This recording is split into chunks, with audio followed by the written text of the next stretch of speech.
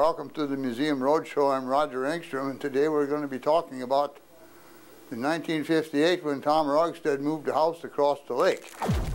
Tom Rogstad had a house on North Shore Drive that he wanted to get over to Nason Bay on the south side of Big Detroit Lake. And if he was going to move this on the road, it was going to involve cutting several trees in his yard and taking down a lot of telephone wires, and he'd heard about them landing some big planes on a lake up by Bemidji, so he thought, well, why couldn't we just move the house across on the ice? So he contacted Shorty Elijah, and yeah, Shorty, he's one of these characters that try anything, so he agreed that they could probably do this, and they did some checking with the University of Minnesota. They really couldn't get a firm answer if 25 inches or 30 inches of ice would hold the house or not, but they decided, well, we'll give it a try. So they arrived on a cold Tuesday morning and started jacking up the house and getting ready to move. And Susie Rogstad came into the dining room, living room, and heard this awful noise, and she got quite alarmed because men were standing there with sledgehammers smashing the fireplace, and she had figurines all over, and she was afraid it was going to get broke. So that problem was remedied in a hurry, and they kept on getting the house ready. On Saturday morning, they headed down by the shore of the lake, and they were ready to take it across the lake. Come Sunday morning, it was February 16, 1958. It was 34 below that morning, the overnight low. And it was a sunny day, clear skies, no wind. They decided to do this move.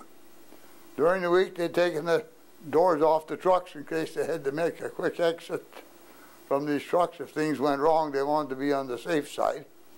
They kind of kept it quiet because they didn't want a lot of spectators, but they wanted to move it on a Sunday morning because they figured people would be in church then.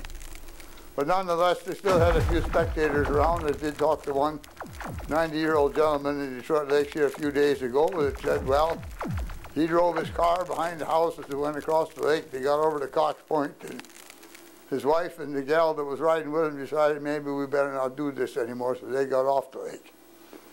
But they got along just fine moving this house across on the ice until they got over on the South Shore Drive, and the first truck that was pulling it made it up onto the road okay, but the second truck was actually pulling the house was Wally Schultz's big truck, and that broke through the ice.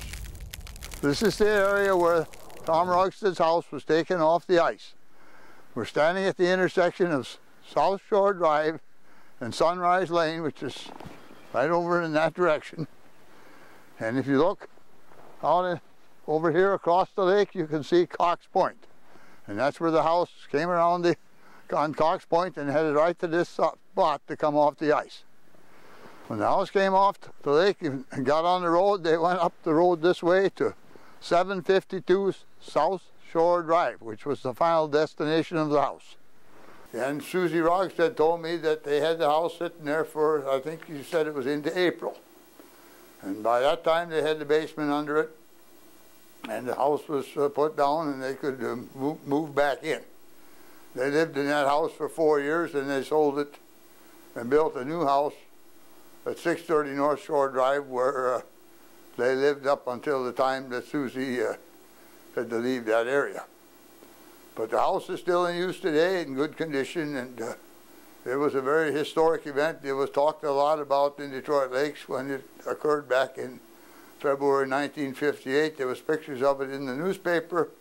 We tried to find pictures of it actually being moved across the ice, and the only thing we could ever find was newspaper clippings. But we were fortunate to find a couple of people that remember this event. Edgar Ewalls was working for the Northwestern Bell Telephone Company at the time, and he was the one that took down the telephone wires. And then Gundy Gunderson from Schultz Garage remembers that Wally Schultz would stand in the shop and talk about moving this house across the lake during the winter of 1958. Well, I worked for the Northwestern Bell Telephone Company, and our job was, I was notified that on a Sunday morning I was supposed to work on a house move, and we had to take the wires down in order for the house to come off the lake to get up on the road, because the wires were too low down for the house to go underneath it, which they sometimes moved that way. I didn't see the actual house being moved until it came around a point on the lake. But while we were on the shoreline there waiting for the house to come, we heard a lot of booming on the ice. So we knew they were moving across the lake with it. And then when we saw it come around the corner of the point there, it was just fabulous looking, you know. So we hurried up and made sure the wires were laying on the ground so they wouldn't hook on the house or any of the equipment. And the house came up to the shoreline, and one of the truck's back wheels broke through the ice right on the shoreline, so it didn't have any more traction. They had to pull the house and the vehicle up the embankment to get it up on the road. When they got it up on the road, we didn't see the house until after we got all the wires up in the air and we drove down there and everybody was leaving. They already had the in the lot area where the house was going to be placed. The poles had 10-pin cross arms on them, so that'd be 10 wires on there. And we had approximately 4 poles we had to take the wires off in order to get enough slack in them so that the house could be moved over the wires. We climbed all the poles, and then you lowered the wires with the hand lines, or, you know, this here was how you got them down. And then when you went to put them back up on the cross arms, you had to pull them up to get them up on the cross arms. Another thing also is that part of the time frame that they picked was Sunday morning, and most of the people would have been gone on the lakeshore area, so we weren't basically interrupting any telephone service, and that was part of our motto. Well, I'd just like to say that when we came back to town in 1977 to work at the family business, I'd heard a lot of stories about Wally and his wreckers, and having not done wrecker work, it was all new to me, and I heard these stories, and this is one that, you know, came back to be a lot of fun and hear a lot of things about it. The big Abner was the one that actually pulled the house and the other trucks that were stuck off the lake there. When I'm talking about, when I heard about this house, I didn't know where it was, on the lake or off the lake or whatever, but we found that out by talking to Edgar and things like that, and interested to hear that they had the doors off of the wrecker so they could get out quick if they needed to, because it took some courage to do that. Anyway, when they got to the shore there, then they said the one truck broke through, and I said, well, that's where Abner took over then. Abner was a 1941 GMC. It turned out to be a 6x6. And they had a Ford V8 engine on the back for a power plant, clutch and transmission to run the huge winch in the back. There was also a winch on the front, and I don't know if they hooked something on the front or not.